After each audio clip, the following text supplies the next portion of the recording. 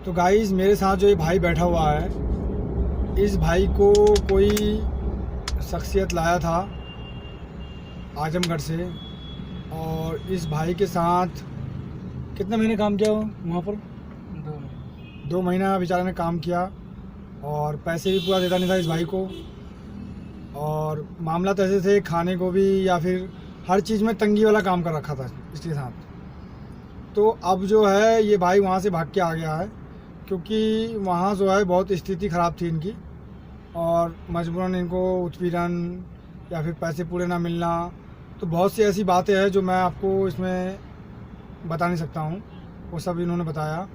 और जस्ट ये आज ही जो है वहाँ से भाग के आया है, वहाँ से भाग के आ गया, क्योंकि एक्चुअली होता क्या है, जुल्म की कुछ ज़्यादा हिम्मतियाँ आती है तो उसको लोग तोड़ देते हैं, तोड़ के निकल जाते हैं। तो वही कहानी हो गई इस भाई के साथ। और इसको देखते हुए इस भाई जो है निकल गया। आप कह मतलब मेरे पास आया, बोला भैया कि कुछ मेरी हेल्प कर दो, या मुझे आप खाना खिला दो, या फिर मुझे कुछ पैसे दे दो।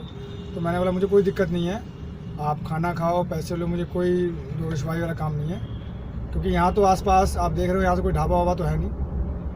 और फिलहाल मैं इस भाई के सुबह से ये भूखा है, तो इसको सबसे पहले लेके जाता हूँ एक ढाबे में जहाँ एक ढंग से खाना खाएगा, और इनको कुछ मैं पैसे दूंगा, और फिर ये शायद ये आजमगढ़ जाए। तो भाई कुछ बताना चाहोगे आप लोग? बताओ क्या हुआ था आपके साथ? कुछ नहीं, काम कराने के बाद मतलब पैसे नहीं देते थे।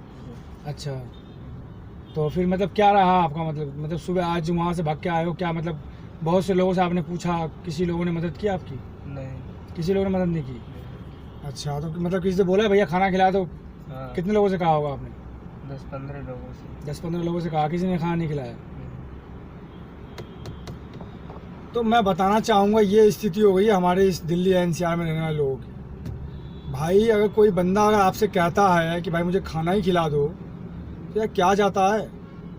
मैंने अक्सर देखा है बहुत से लोगों को कि 100, 50, 500, 2000 की दारू जरूर पी लेंगे, पर किसी ऐसे भूखे को खाना नहीं खिलाएंगे। अब इनका कहने का तात्पर्य समझिए आप, 10 से 15 लोगों से इन्होंने कहा कि भैया खाना खिला दो, कोई भी इनको भैया खाना नहीं खिलाया, और किसी ने 2 रुपए की मदद भी नहीं की इनकी। तो ये स्थिति आ गई है हमारे दिल्ली एनसीआर में कि लोग आप मदद करना भी नहीं चाह रहे हैं, बेशक 500, 2000 उड़ा देते हैं बाजी में। तो भाई ये जो भाई है, ऐसे लोगों की आप मदद कीजिए।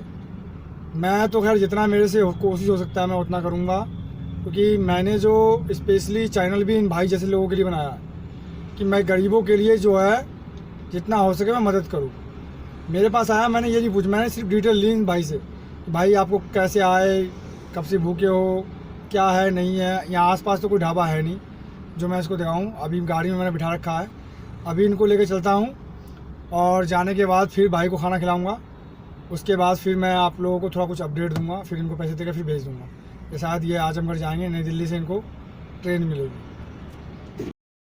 तो हम आ गए थे यहाँ ढाबा के पास, और इसको भाई को मैंने चिकन दिलवाया। मैंने जितनी रोटी खा सकता है तू खा ले, और दवाएँ खा, कोई दिक्कत नहीं है, जितना बिल आएगा मैं भरूँगा। और यहाँ से निकलने के बाद हम नई दिल्ली के लिए और निकल चुके थे।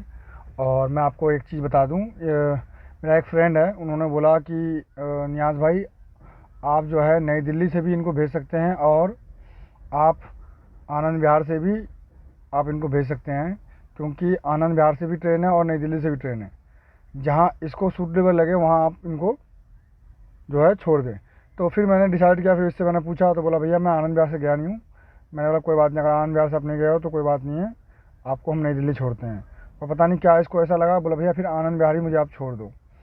तो फिर मैंने अपना गाड़ी की जो स्टीयरिंग है ना, आनंद विहार की ओर काट दिया। धौलाकुआं से मैंने जो है नई दिल्ली के लिए निकल रहा था, पर मैं आनंद विहार की ओर निकल गया, और फिर आनंद विहार पहुँच के आपको अपडेट दे देता हूँ। तो गाइज़ हम जो है नई दिल्ली की जगह आजमगढ़ की जो ट्रेनें हैं, ये ज़्यादातर ट्रेनें आनंद विहार से चलती है और नई दिल्ली से भी चलती है। तो मेरा एक फ्रेंड है, उन्होंने बोला कि भाई आजमगढ़ की ट्रेनें यहाँ से भी मिल जाएगी आनंद विहार से। तो मैं इस भाई को आप जो है आनंद विहार ला के छोड़ दिया हूँ। और जब ये रास्ते में अभी मतलब जब गाड़ी से मैं इसको जब भेजूँगा तो कुछ मैं इसकी सीन्स ले लूँगा, ताकि बंदा ये सही सलामत पहुँच जाए। हमारी दुआ और आशीर्वाद इसके साथ है। बाकी मैं इस भाई को कुछ पैसे देता हूँ जो इसके रास्ते में काम आएगा। तो कुछ बोलना चाहेगा? नहीं भैया, आप इतना मदद कर दिए बहुत है। जोर से बोल। आप इतना मदद कर दिए बहुत है भैया। चल ठीक है, स्माइल ऐसी रहनी चाहिए। और मैं तो आप लोगों से यही कहूँगा, जितना हो सके दूसरों की मदद करो, क्योंकि जब इन लोगों की आप मदद करोगे तो आपको अंदर से खुशी अलग से ही मिलेगी। तो ठीक है गाइस, अभी जब ये भाई जाएगा तो मैं कुछ पीछे सीन्स ले लूँगा इसका, ताकि मेरे पास कुछ एविडेंस रहे। आ जा, ऐसे हाथ भी ला दो। ठीक है, ये भाई ठीक है, यहाँ से ज़रा, यहाँ से इंक्वायरी पहले।